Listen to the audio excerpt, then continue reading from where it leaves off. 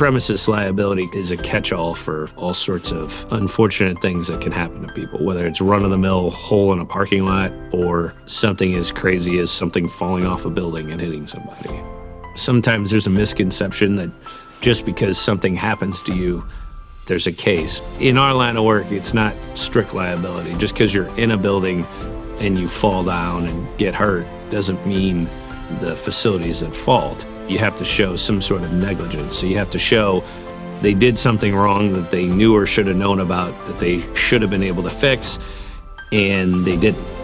Depending on how injured someone is, at least someone in your group should document, meaning taking a photo of whatever the dangerous condition is that caused them to fall or caused them to be injured. After that day, it's going to be gone. And the other thing that also is helpful, if someone witnesses it, getting the witness's name and phone number for a later point in time.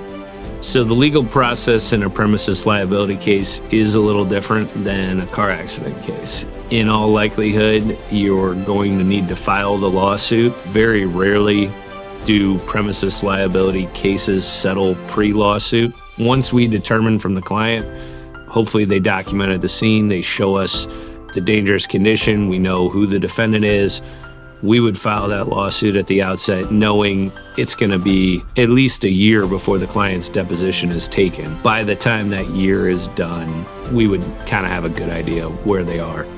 Premises liability cases certainly have more that you're going to have to do because a lot of times the defendant will dispute liability. They'll say, no, this wasn't a dangerous condition, or no, that wasn't like that. Then you have to deal with damages and what happened from there. The legal process is a lot of check the boxes. You've got to do the steps. You can't just jump from 1 to 10. That's why it can take longer, but that's also how you get the maximum value on the case.